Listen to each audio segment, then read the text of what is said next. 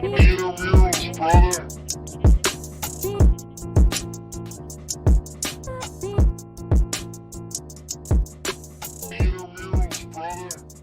is the Run Pod Option. I'm Marty. I'm Kyle. I'm Jeff. And we are part of the Fifth Quarter Network. Visit fifthquarter.net for access to the Discord, to the forum, some good articles, some insider stuff. If you're Fifth Quarter Plus, check it out.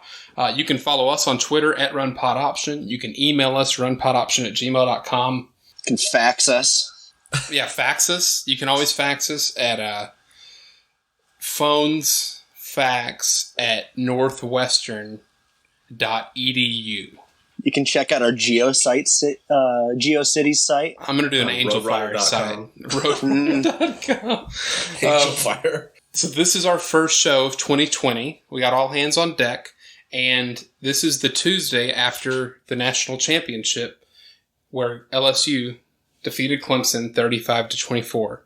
Kyle, I'm going to start with you. How great was that championship game? Oh, that LSU offense. I mean, it started off with, Clemson looked like they were going to, really, really hang with them. And they did for about 3.5 quarters.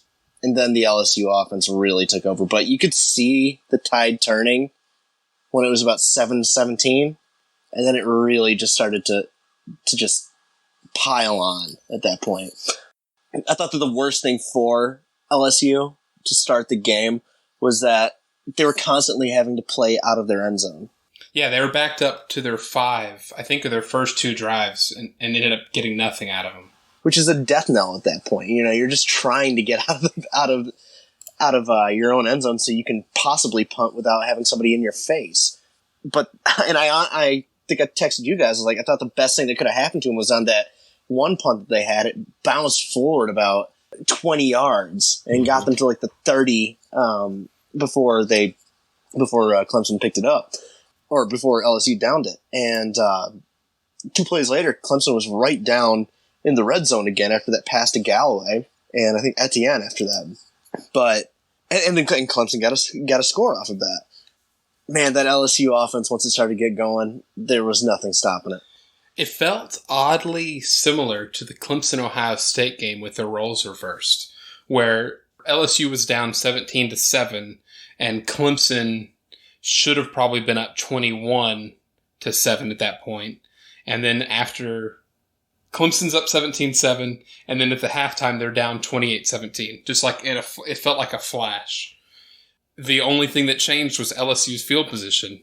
Once they once they weren't backed up to their own end zone, they had no issues moving the ball. And I think I saw that it was actually Joe Burrow's least statistically accurate game this season. and he still had 463 yards. He scored a total of 6 touchdowns. And he looks like a world beater. Yeah. And this was his bad game, I guess.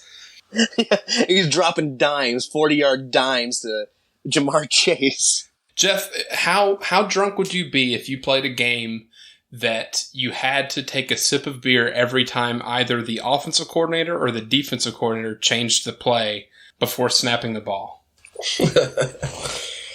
That would be pretty rough.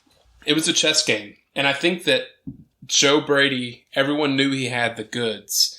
But to see him do it against Brent Venables, and Venables didn't call a bad game. LSU is just, that team had so much talent. It was really interesting the way it started because I think Clemson played like a 3-1-7. Is that what Herbstreit was saying? They basically, so they went to this totally odd, Iowa State front, and it shut down LSU for a while. LSU couldn't figure it out, and then I think, like you said, the chess match kind of started, and Ensminger and Mr. Brady got things going, and then obviously Burrow took it from there. But I was really impressed with how Clemson started, and the first quarter was a blast because both teams were playing at 5x speed. They were just slamming into each other and flying all around. It was a wild start to the game. All 3 of us agreed that it seemed like the refs were going to let them play because both defenses were all over the receivers. Definitely. That is the only thing that I think affected Joe Burrow's accuracy because he was still throwing good balls, but Clemson and Clemson's defensive backs especially were fantastic. And they've really had a good game pretty much the entire time, aside from like 3 plays. LSU's wide receivers, led by Jamar Chase, and you have Jefferson and Moss as the tight end, and Marshall, like they all had incredible games. Jamar Chase had 2 touchdowns and 221 yards, which I think was a record for the national championship. We had like 160 or something of that in the first half. Yeah, it was nothing. I mean, when they had their first touchdown was that 56-yard pass, and then it was just from there on out. Well, then he had that other bomb to him. And he had a dropped touchdown, didn't he? Like yeah, he basically did. The fact that he could have had another one, and this could have been another score up for LSU is wild. It was a perfect pass, and I think it would have gotten to 42-25 earlier than it did. It was a perfect pass, and then the LSU kicker shanked the kick. So I have one note, talking on the Clemson side. According to ESPN stats, Trevor Lawrence's 13 overthrows against LSU tied for the most by any quarterback in a single FBS game this season. In the biggest game. There was a lot of reaction on Twitter from the talking heads, the Stephen A. Smiths of the world, that are going to be dickheads anyways. Was he tweeting in all caps at you? Yeah, so there was a consensus that Trevor Lawrence doesn't have the goods. Like, this is the guy I've been hearing so much about. And it's not, I don't think it's fair, because what LSU did defensively, especially from about midway through the third quarter on, I've never seen Trevor Lawrence that uncomfortable. And it made it look like almost every one of his throws looked like that awkward Phillip Rivers release where it's like the top of, like, he's at a 90-degree angle, or he's at a completely parallel angle with his body trying to like float it up because there's a defensive back, it's Delpit, it's whoever else, it's right in his face within a second and a half of the snap. Trevor Lawrence, he lit up Alabama last year. Made them look ridiculous. And he comes into this year and, this game right here, and maybe at the end of the game, he started to press because he saw LSU consistently moving the ball. And he needed to make big throws. He needed to stay on par with that offense. So I could totally see him overthrowing the ball at that point because he was in a pressure situation where he had to keep up with a team that was not going to stop.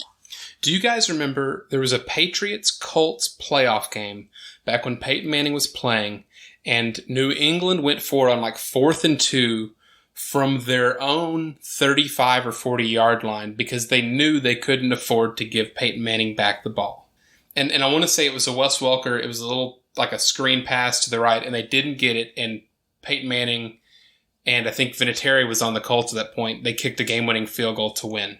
Either way, the point I'm trying to make is that very little moment is how Trevor Lawrence looked to be playing for pretty much that second half in the I've got to score, we have to respond because clearly we cannot really slow them down. That's not going to work. And there was, for as many overthrows, there was just as many throws that skipped to the receiver because he was trying to put his ass into it, forcing a play. Yeah, and the thing that was strange was Burrow was under pressure a ton during this game. And I know LSU's front is different because they run like a weird 3-4, but I felt like Lawrence had a lot more time, and maybe, as the game went on, he kind of got under pressure, but I didn't feel like he was under a ton of duress and he was still forcing it. So that was kind of interesting to see.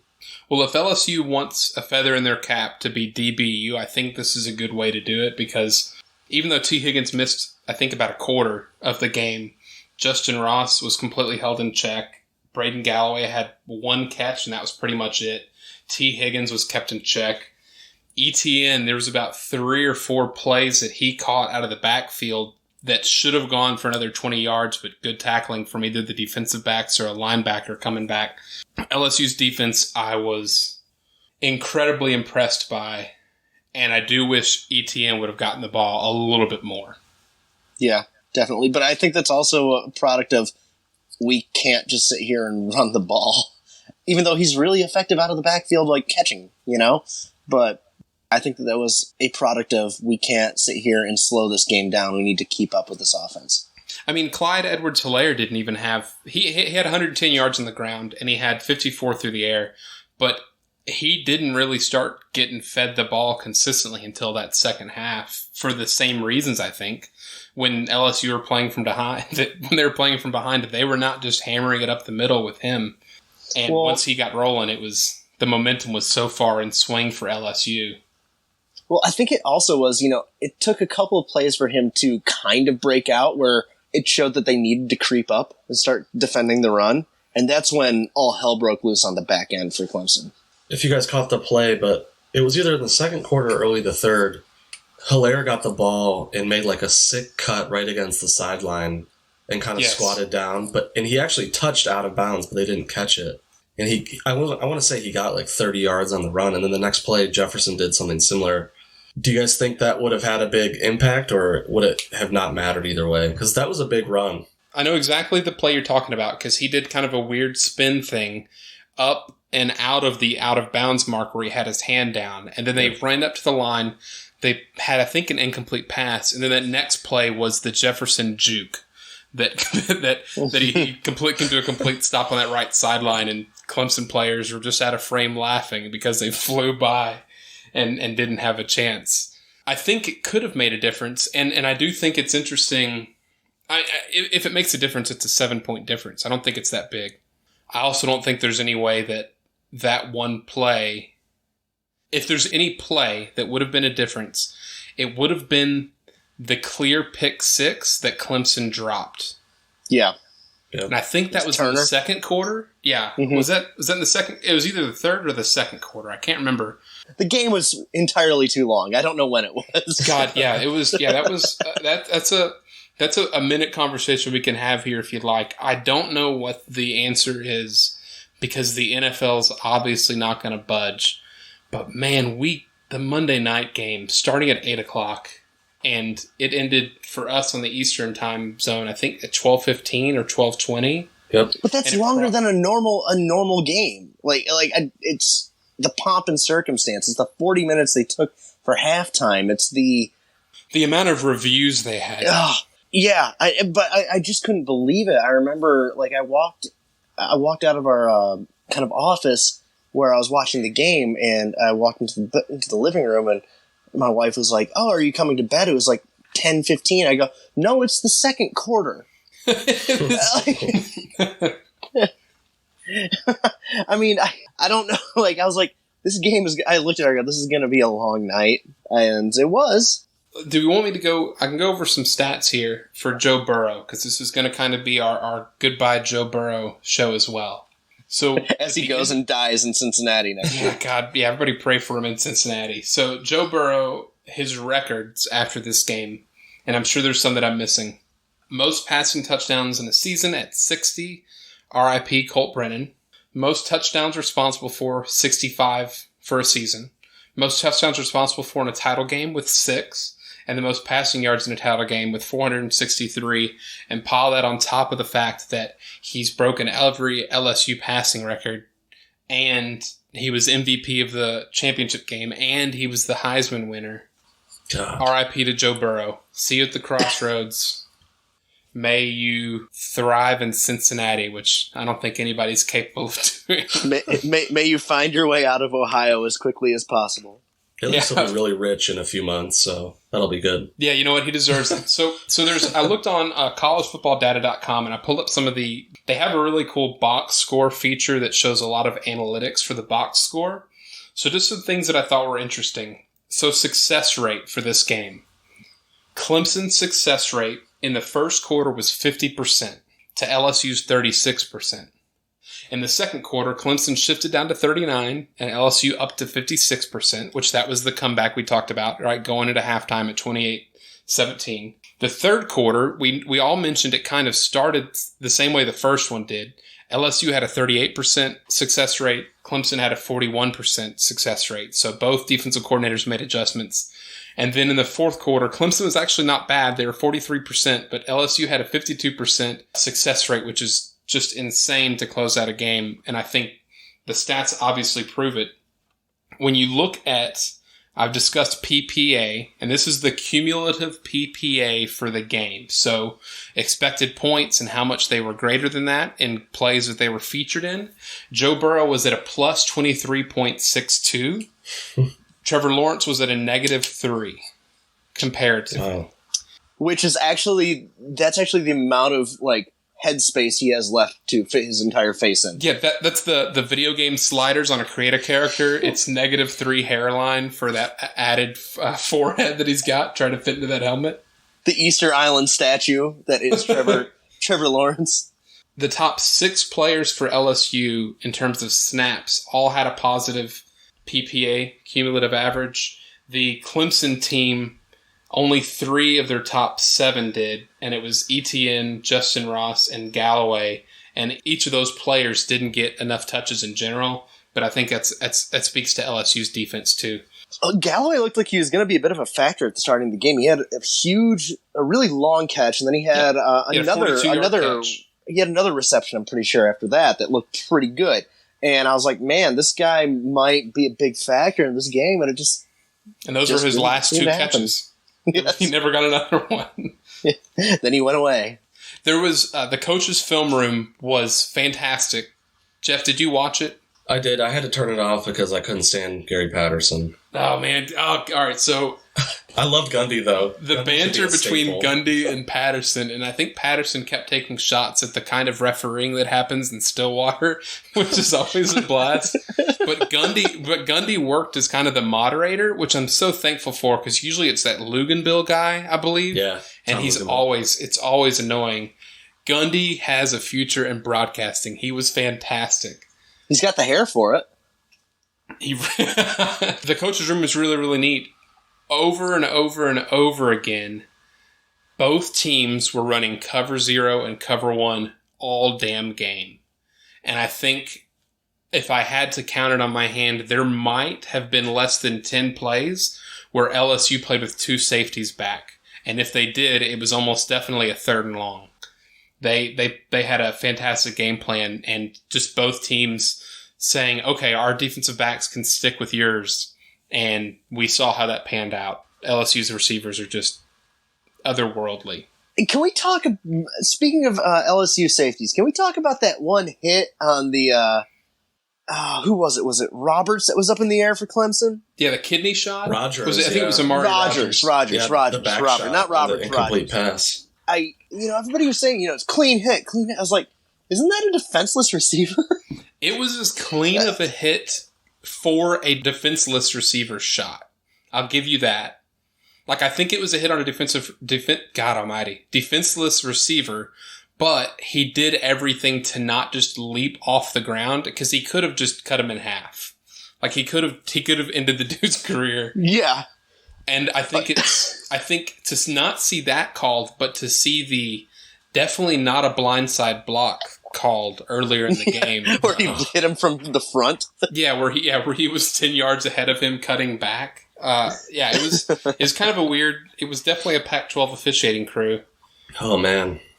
And they didn't understand what hitting was. They were dreadful. Yeah, it was. I just kept seeing the same picture tweeted, which is from a Pac-12 game with, I think it was Cal and UCLA, and there was a turnover, and every referee is pointing in a different direction from the turnover. So there's 4 receivers in the frame, and one saying recovered, didn't recover, recovered, didn't recover. It's the opposite of the Spider-Man meme. Yeah, it's the exact opposite of the Spider-Man meme. So do we want to close the book on the national championship game and get into the responses we got from the survey we put out for the 2019 season? Let's do it. I mean, LSU kind of boat raced at the end, so... Let's close the book. Let's close the book. Good luck, Joe Brady and the NFL. Good luck, Joe Burrow in the NFL. We are going to have our next episode, which should be sometime next month as we kind of shift into the off-season schedule. We are going to have an episode maybe entirely on coaching moves. We might have one that's entirely transfers too. We'll kind of see how it plays out, but we're definitely going to be talking about both of those things. Right now, it's January 14th, and things are still happening, so we don't want to just talk There's about way stuff. Too much. Yeah, there's way too much variability still. We still got Hawaii that's going to need a coach. Baylor's still looking, etc. Colt Brennan. Take the Hawaii job. Dude, come back. You know what? The revival of Colt. Where is Colt Brennan?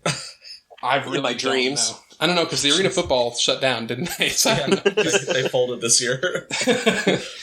He's petitioning to be in the XFL right now. So I put out a call on Twitter, on the Fifth Quarter forums and Discord, and on the CFB Reddit.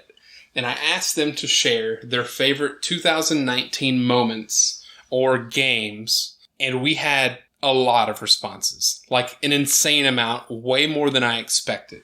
Before I start diving into any of these, I'm going to be giving a very abridged version of some of these because there are entire books that people wrote.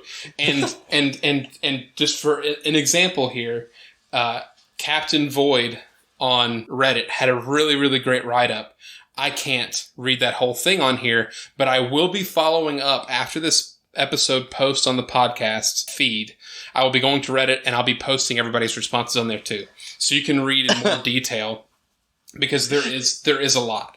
You can read the essays, the ones that have a thesis statement, three body paragraphs, and a conclusion. You joke, but user's second pronoun I'm not absolutely joking. wrote a book.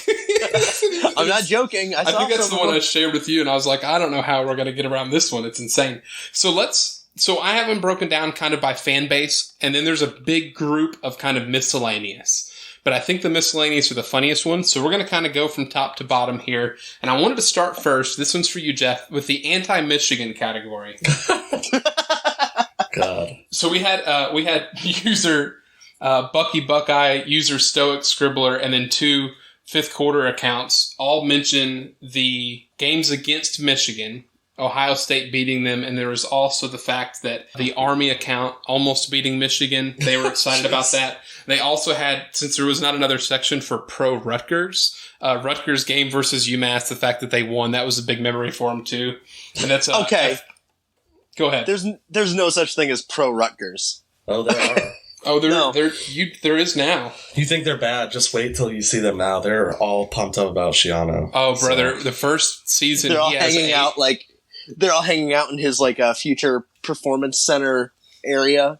The way we're speaking of Joe Burrow is the way they speak of Greg Schiano, and one of those has a national championship. So we got some pro Clemson ones I'm going to burn through here.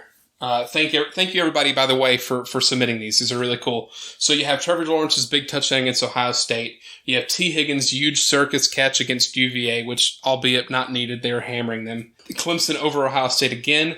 There was one on here that I really, really liked, and it was Trevor Lawrence running down a Georgia Tech defender on his first interception. So they were obviously going to win that game, but he tackled him at the 1 yard line, and they held him without points. Georgia Tech missed the fourth down, and I thought that was kind of a cool, gritty Trevor Lawrence nod. The champions, we have a pro LSU. These survey results, by the way, are from a couple weeks ago, kind of peppered through, so there's not going to be the championship, which would obviously be everybody's number one, I think, if you're an LSU fan. Yeah, that's a pretty big moment. Pretty huge. So we have the LSU safety against Texas A&M, making it 50-7. Texas A&M. LSU over Alabama, and then specifically the Edwards-Helaire rushing touchdown in the fourth quarter against Alabama that all but sealed it. There was also the first 3rd and long conversion for LSU, and I believe, let me see, it says this was the first of many that, you know what, it's partially left out, and it's by user anonymous, so I'm not sweating it. Pro Auburn, Iron Bowl, two pick sixes. Fun day to be at a stadium. We have Pro Florida. I didn't expect it. Ugh. The P. Ryan touchdown against Auburn was mentioned twice, which 88-yard run, it probably should be. And that was, and how fast he was insane. I think that was one up the left side. That was a good one. I think I remember it. There's 3 pro UVA responses we have here. Wow. Everyone mentioned beating Virginia Tech. Of course. But it doesn't happen very often. Specifically seeing Bryce Perkins become one of the best quarterbacks in the country was a big pro. And then another one actually was the UVA kind of struggling against Florida State, but beating Florida State because it meant so much. And it was he mentioned it was similar to the 95 game when UVA beat a number 2 ranked Florida State. So I thought that was a pretty cool memory too. Nice. We have both Iowa and Iowa State responses. So I kind of grouped them together. The Iowa was the win against USC, and I'm just gonna get this part of it. I watched Matt Leinart and Reggie Bush. Should I do the Dan Carlin voice when I'm reading like a quote? I wish you would. I watched Matt. Okay, hold on. I can't do it. I watched Matt Leinart and Reggie Bush circle jerk to USC on national television in a bold statement of pregame analysis. Iowa was ahead by 11 points at the half. This was followed by a halftime analysis where Leinart and Bush increased the intensity of the circle jerk. Iowa beat them 49-24. This was followed by a more somber, yet still satisfying Leinart and Reggie Bush-led circle jerk of USC. No credit was given to Iowa for their victory, which ended in their favor. I thought that was a really great point. Another one was from an Iowa State fan for the Iowa State game. He said, hey, my Cyclones lost. And again, this is the abridged version. But he mentioned all the weather delays that happened during that game, which I can't believe it, an Iowa State game having weather delays. Who would have thought? The student section stayed in the stands despite the announcer telling everyone to take shelter. And then the students just decided to start sliding down the grassy hill, creating this big mudslide. And there was at least 100 kids in the field. They stormed. They decided to storm the field during the storm itself, making all the cops run around in the rain. That's worth it. Okay, that really reminds me of a story that I have when I went to Tennessee. Okay. So it was senior year. We were playing Oregon. Oregon came in, and I think that was the Dennis Dixon Oregon team. Oh, maybe it was 2012? No, 2011. That might be right. I think that's right. Late Dixon, maybe early Mariota. Either way, there was a huge storm that came in, and they all shuffled us into the concourse. Well, during this giant storm that caused the game to stop, there were people that ran out onto the field and started sliding. They got arrested, and then the game picked back up. And at that point, Tennessee was up 3-0 and looked like they had something going. Second the game started, Oregon boat raced them 3-0. No, it was 3-0 after it was seriously 4 minutes, and we had stopped them. We had stopped them advancing, and they came back out. Tennessee got the ball, did nothing, and Oregon boat raced them after that. It was one of those things like, did this help out? Yeah, having a nice 35-minute break for a thunderstorm to roll through. But yeah, there was a lot of kids sliding on the field. It was fun. I was going to try to find the game, but I don't want to get too in the weeds on it. That might be a good retrospective, is those early teens Oregon teams that had Dennis Dixon and the likes. Oh, yeah. Yeah, that would be fun. Pro UGA, there was sacking Bo Nix on 4th and 10 to seal the game. There was also beating Florida, and then there was George Pickens dragging a Georgia Tech safety 10 yards to slam him into a wall. Well, that's just mean. This is mean, just picking on Georgia Tech. Fitting submission from user Captain_SackTap. We had 2 Egg Bowl mentions, watching Ole Miss piss the Egg Bowl away, and State winning the Egg Bowl. And I think both those were submitted before Mississippi State ended up hiring Mike Leach, which I cannot wait to talk about that in another episode. And Ole Miss now has Lane Kiffin. So now the Egg Bowl is going to be insane. Yay. It's wonderful. Can't wait. Pro SMU, it was the Miracle on Mockingbird Part 2 when they should have gotten beat by Tulsa after just falling apart, and they had an historical fourth quarter. Pro Auburn, we had Sean Shivers making his late fourth quarter touchdown in the Iron Bowl and destroying Xavier McKinney along the way. And then also, I don't know why I put this under Pro Auburn, but I just have Texas kicking the crap out of Utah. I think the user is an Auburn fan. Yes, that had so much to do with Auburn. Yeah, there's a lot of responses I had to kind of sort through. So these were probably the most heartfelt responses that I'm not going to give enough time to, which is why I want to post these on the Reddit after the show's posted. Pro Minnesota. All 3 of them were about the Penn State win, when I think we all agreed that Penn State was probably going to handle Minnesota. I might be painting that in I think so, vision. And I think so. Well, it is 2020, but I hate myself for saying that. I think we all did kind of think that Minnesota was going to finally succumb at some point, and that was going to be the point, and they didn't. Oh. just a few small parts of this. To go out against a legit top 10 team and just have everything go right. There was also one of the best moments of my life. At the end, it felt like we can stop them rather than here goes Minnesota choking again. And was very jealous of all the fans of the game who proceeded to rush the field. Biggest home victory in the last 50-plus years. Really cool season from Minnesota. Yeah, it's really, really cool. Yeah, like, I'm super happy about that. Like, I'm not usually happy about Big Ten football, but that made me really happy. Minnesota this year was a really fun story. So you guys start thinking, I don't know if you have moments. Do you guys have moments? Because we're about to go through the miscellaneous here. I have two. One is self-serving, and then one of them is not. So, Jeff, I know you have one at least, right? I do. Beating Michigan State, probably. So I'm going to read a few of these miscellaneous ones, and we'll pepper ours in there. From user Belk Bowl on Reddit, Belk no longer sponsoring the Belk Bowl, and everybody a moment of silence, please. We have the quote, I almost did it, Marty. He pulled it, unbelievable. South Carolina wins their upset victory over Georgia. Someone, user NCAA Investigations, said giving Missouri a bowl ban. One of Is our that where Mark Emmert is on Reddit? Well, here's the real... at user NCAA Investigations. Like, here's the real thing, though. Giving Missouri a bowl ban, isn't that kind of redundant? Like, did you? It is now, but halfway through the season, it looked like that would be it's unfortunate, and then they ended up just falling apart. Yeah, but really, though. We have from day one listener at KL Castle, Hugh Freeze coaching Liberty football from a hospital bed versus the Orange. Our Lord. From high upon his bed. So let's go ahead, Kyle. Give us one of your moments of the year. So I'm going to do the self-serving one, also Syracuse related.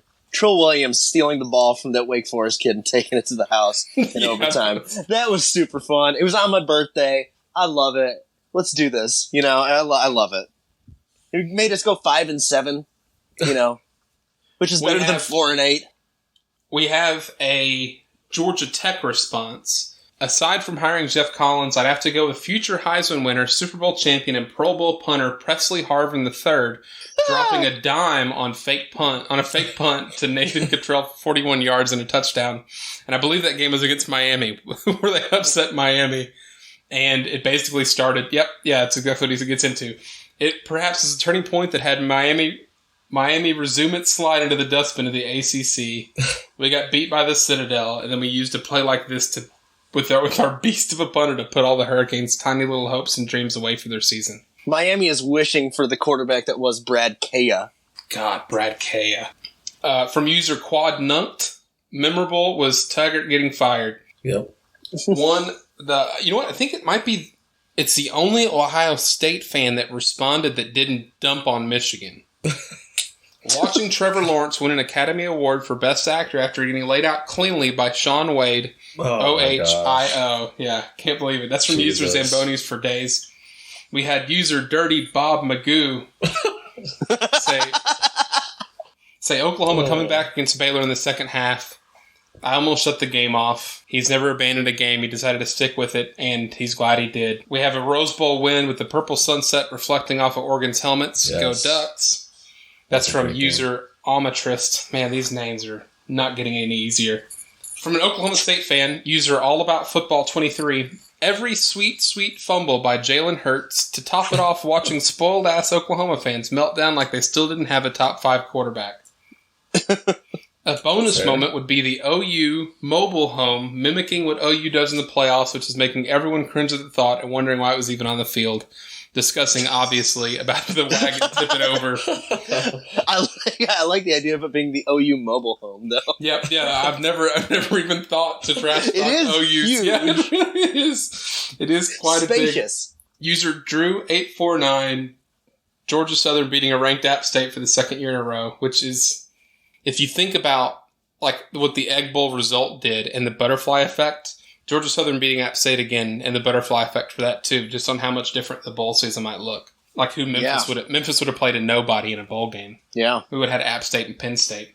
So after weeks of hearing mountains of trash talk, it was refreshing to say the least to watch Kentucky rush for a school record 517 yards against Louisville. The excuses on why they got blown out again were hilarious. Michigan Notre Dame stayed on the field in a monsoon just to enjoy Michigan beating Notre Dame for the last time until we meet again in 2033. Jeff, go ahead and do one of your moments of the year.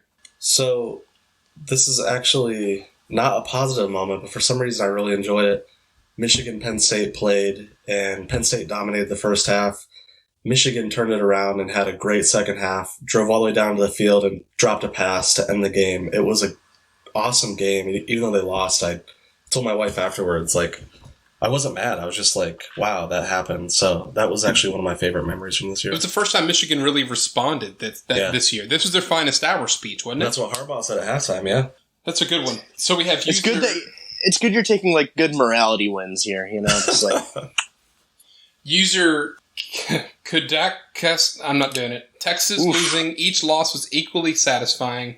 Texas They're back, though. baby. They beat At Utah. Grexy Beast on Twitter said, I'm a student at Virginia Tech, and while the season was marred by a historic loss to UVA, to get to witness another historic game, the longest ACC game in history against UNC for all 6 overtimes at Lane Stadium. Never experienced such a prolonged period of stress and excitement. it's a fun stadium to be at. I've only seen it. I do wish I could go. I want to go watch a game there sometime. It's fun. Look, going back to back for Kyle's education here, we have at Dinky on Twitter, UT throwing 300 yards against Missouri. During that whole fun debacle, Jennings juked out 2 safeties. It was the sickest thing that no one cared about. He's right there. I'm going to go ahead and I'm going to do one of my moments, or really the moment for me. And it was the mistake I made in staying up for Pac-12 After Dark when UCLA decided to upset Washington State. And I've never recovered from that lost sleep. That game was exhausting. It was the most exhausting. You're still tired. I'm still tired from that game. I've got a 3-year-old. No issue. Not tired from it. It's the UCLA upset of Washington State in like week 5 that I'm still trying to recover from.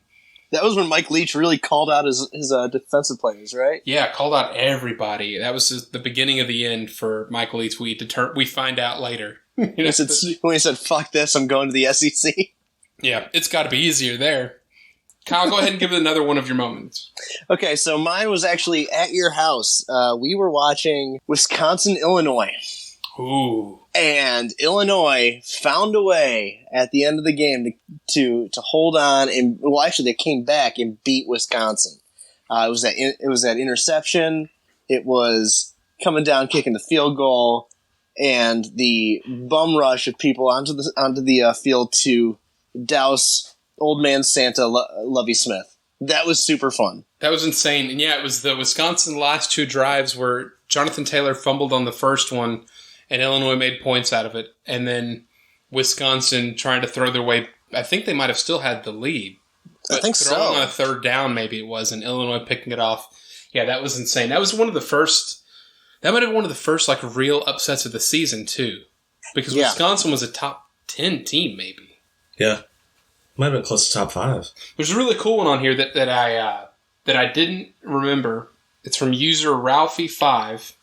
The flea flicker touchdown Colorado had against Nebraska, it sparked the comeback to beat them for the 2nd year in a row on their turf. It was their longest play from scrimmage, 93 yards. It was insane. I don't know if you guys remember it, but that whole game, Nebraska had completely just beat the brakes off Colorado, I think, in the whole first half. And the second half is when Colorado came back. But Montez was so streaky, and his second half in that game was fantastic. So thank you, Ralphie5. We have, underscores, man. There's too many underscores. CyberKO _X. So I'm assuming chaos. But Memphis' comeback bid against Temple falling short after a replay official made the indefensible decision to overturn a clear completion for a 4th down conversion that had been called correctly on the field. That was another butterfly effect. Because Memphis, there's no guarantee they would have still won, but they would have been almost definitely in field goal position a few plays later and probably beaten Temple. Thus, probably going undefeated, or if you look at it through like another angle, they would have been undefeated going into that SMU game for game day.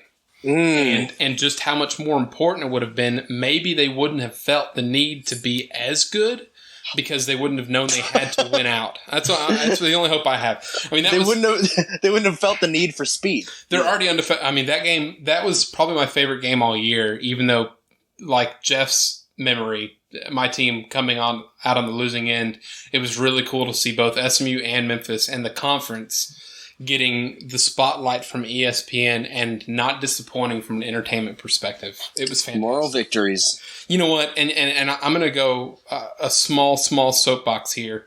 There's a lot of really good football fans out there. And with the internet, you see a lot of really bad takes, obviously. Yep. The amount of bullshit that you see from power conference teams, and not specifically like in this case Syracuse or Michigan fans, but those conferences, right? When a smaller conference team or a game gets to be as entertaining as that Memphis and SMU game was, and the first thing they go is, I guess we just don't play defense here. Sorry for hating on this game, but like maybe play some defense, which is it's fucking bullshit. Like good football is good football, and sometimes it looks like 19-15, sometimes it looks like it's 49-45, and man, that shit fucking gets up my craw. Like fucking let them have their moment, dude. Yeah, they're not going to win a national championship. This is their national championship, so just fucking chill. And if you want shitty football takes, come to me. I'm chock full of them. Yeah, Ed third down fullback on Twitter. I won't tweet. Respond. He's not going to respond. I'll give you my beeper. We had 2 more responses to kind of round this thing out that were wrong year, right smack talk is the way I designated them, because they didn't really qualify for the 1 year. But one was Middle Tennessee never firing Rick Stockstill despite being one of the longest tenured coaches in FBS with 1 conference championship his second year and doing absolutely nothing of note since that. And which is rough. And then from I think it's a user, Storm in Austin, Justin Tucker making the game-winning kick against Texas A&M, which happened like 6 years ago. The last year A&M was in the Big 12, I believe. And just back so when they were you relevant? guys just know, University of Texas definitely not thinking about A&M. They're definitely not looking into the mirror like Hogan and seeing the flashing Ultimate Warrior of Texas A&M behind them. It's just Jimbo in face paint. Yeah. With no shirt on. Jimbo Ultimate Warrior is canon for our show now. Do we have any other memories you want to bring it up before we kind of wrap up this end of the year show, or anything else that you guys want to discuss? I do have one. Now, I know we're not supposed to talk about transfers, but it is 2020. It's a new year. I vaguely remember a kicker at FIU making a throat slash at a certain team, and I believe he's transferring there. He's transferring to Miami. Yeah, he is gone heel / face turn depending on your allegiances. They must have loved it, what he was doing, so they're like, oh, I mean, that guy. That is... He joined the NWO. If like, we all talk about, like, we've talked about it before historically in Miami and like their swag, right? That is exactly the type of attitude that I think Manny Diaz wants on his team. From the kicker up is literally like, we're not only beating you, we shouldn't beat you, we are beating you, and this spider cam that's coming across the field, I'm going to do a throat slash at it just to show you guys how done you are. Did he also try to go after the Iowa kicker? he put an offer in for both of them. The Iowa kicker blowing the kiss in the Nebraska fans. Shout out to listener Doug. That was one of the better moments of the year too. So wonderful. So I want to give out before we say goodbye, I want to do a couple of shout outs to kind of this season and some of our listeners. That'd be okay with you guys, and then we can get out of here? Sure.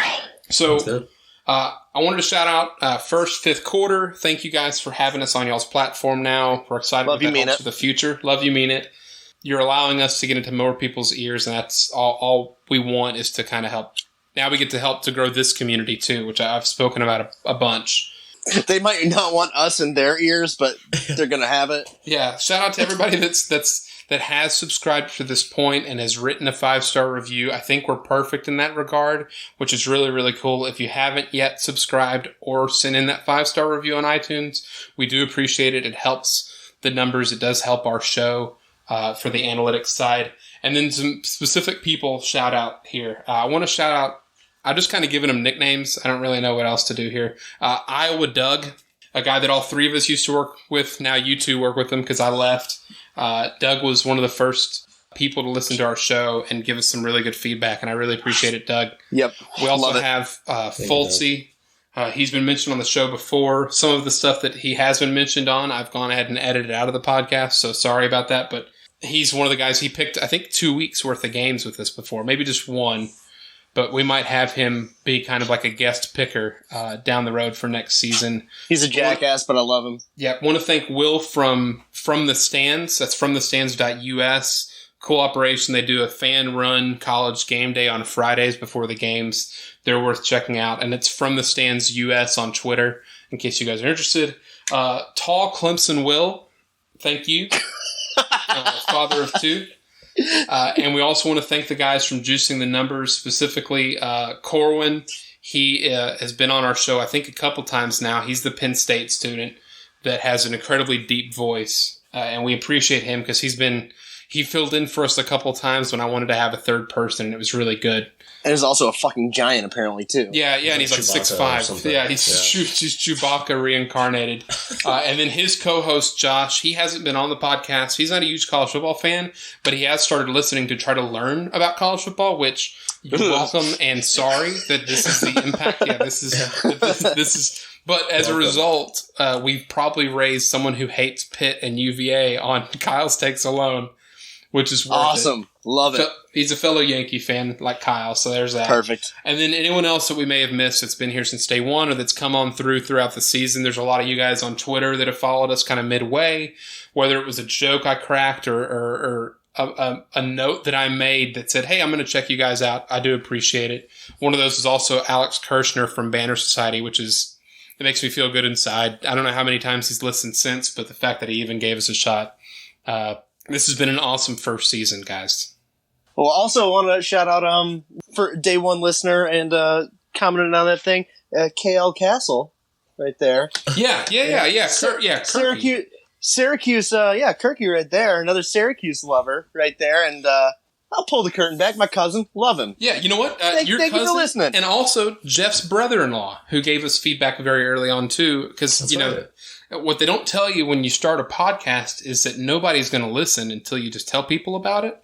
And we had a lot of family members that gave it a shot and all gave us good feedback, which helped us, I think, become better, in my opinion. Yep. Yeah. We've got one more person we need to give who am I forgetting? You, Marty. Without you, our wonderful podcast would not happen. The hours you spend up late at night toiling away, editing our terrible voices. So thank you for everything you've done this year. Yeah, you know what? Big shout out to Jeff's and another big shout out to Kyle's weird groaning noises before he makes a labored point because a lot of those get edited out. Not necessarily because they're bad, because we still sound okay, but I want us to sound as good as possible.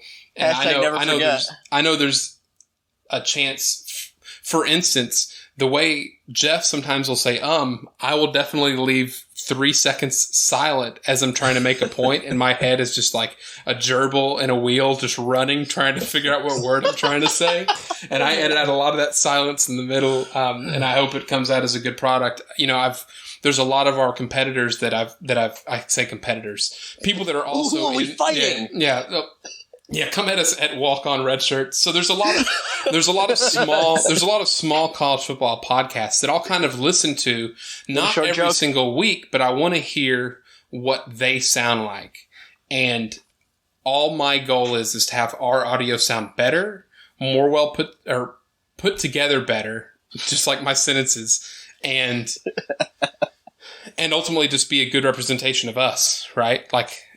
We hope for you guys. It's like sitting in a room and hanging out, or yelling at your stereo as you're listening to us because we're making a wrong point, or we're saying the wrong name, or etc. Listen, I know I'm wrong most of the time. It's fine. I mean, I think I'd like to see who's right all the time. So that's going to do it for us. The off season is going to be full of a lot of really cool shows. We're probably going to be doing only one per month. If it maybe leads into the NFL draft or some things we want to put together that might be 2 per month. We hope you guys stay subscribed and get ramped up for this 2020 season coming up in just 8 short months. Damn. Yeah, it's gone. Gentlemen, for the last time in this 2019-20 season, will you say goodbye? Bye-bye. Don't cry because it happened. Smile because it's over. Wait. What? Hi, my name's Joshua Tracy. And I am Corwin Heller. And we are the hosts of a statistics and sports podcast called Juicing the Numbers. We cover the NFL, college football, MLB, and the NHL with anything that we like to talk about in between. If you like sports and the numbers behind it, come check out our show, Juicing the Numbers, on iTunes, Spotify, Stitcher, wherever you find podcasts. Hit us up on Twitter at JuicingPod.